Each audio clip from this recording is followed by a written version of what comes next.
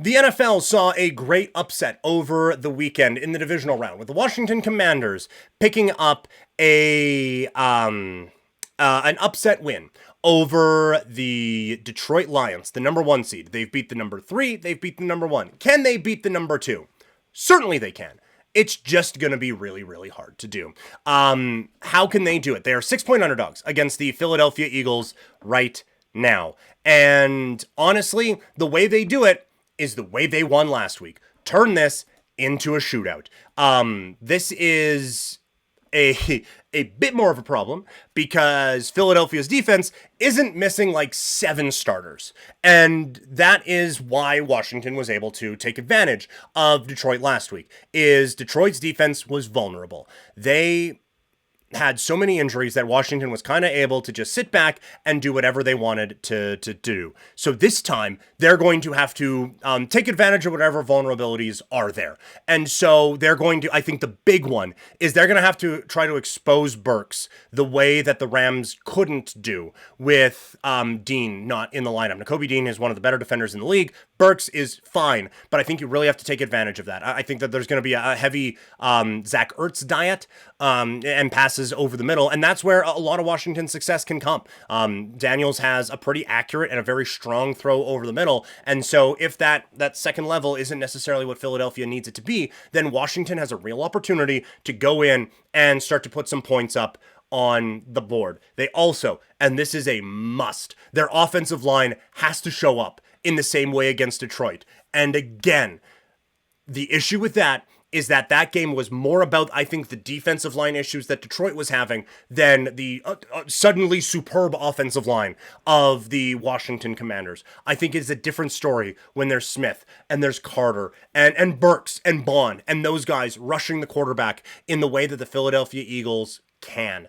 But if Jaden Daniels has all that time to stand back in the pocket and pick this defense apart the way that he did against Detroit a week ago, then Washington is going to have a great deal of success in this football game. But that is going to be the absolute key, is that offensive line has got to give him time to be able to do that. And defensively, I think you have to sell out to stop the run.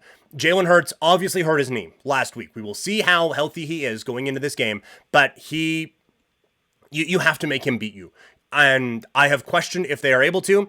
The passing offense has not been as strong this year. Obviously, the running offense was nearly historically great, but I think you have to sell out to stop that run, at least initially. If they start picking you apart in the secondary, then you're kind of hooped. But if you can at least contain Saquon Barkley a little bit and turn this into a game where Jalen Hurts has to throw to beat you, that is, I think, the only way that they can be successful in this game.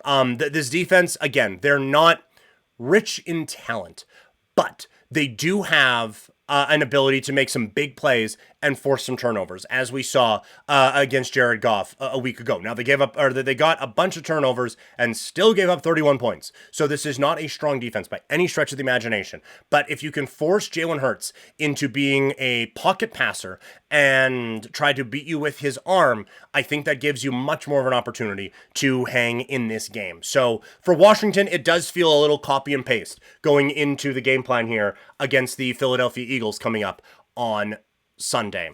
What about on the AFC side? Well, the margin isn't quite as long as Kansas City, favored by 2 points. And Toxic, yes, I appreciate, yeah. You do the radio, but you still have commercial breaks there. You've been literally talking straight through, and that part's fair. Yeah, we're up to a minute 43 of me just talking right now on this stream. And I would say also rather entertainingly, but yeah, no, the voice is starting to go a little bit. It's a little bit raw back there.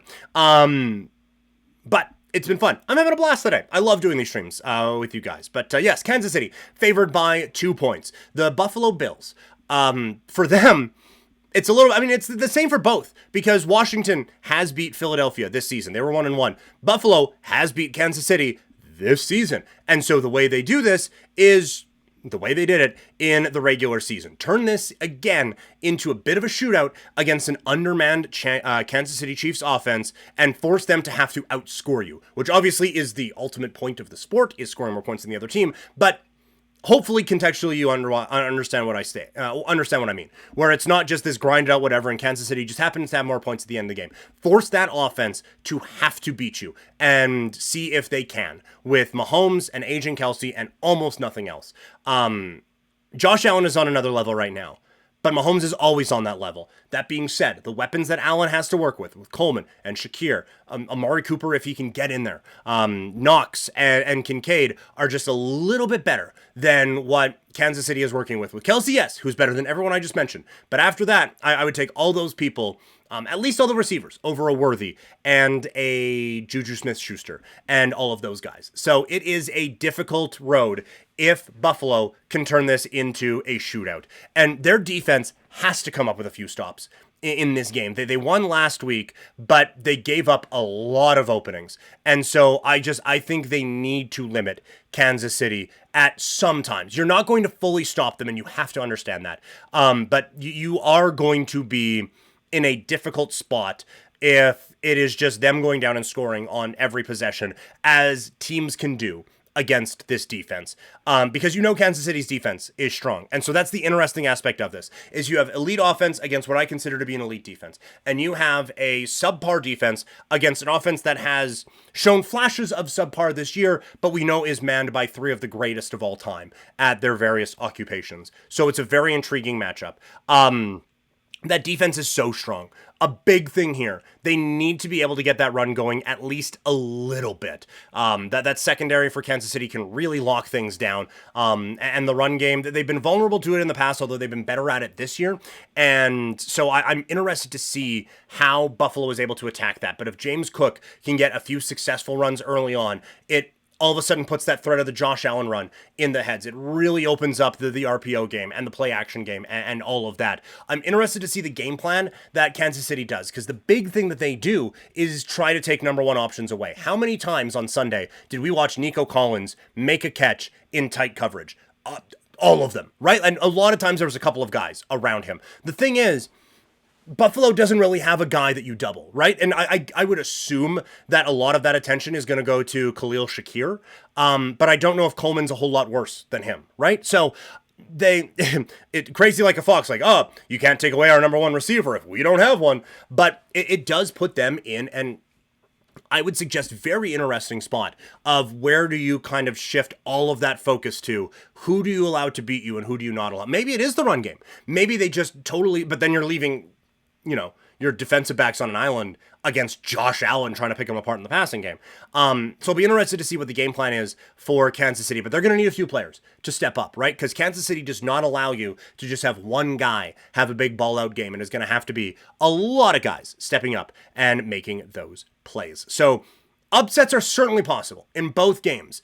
It's just going to take a lot of work. But like we said earlier on in the stream and for podcast listeners yesterday, this is such a phenomenal Final Four. And there is no real, like, oh man, this is the matchup.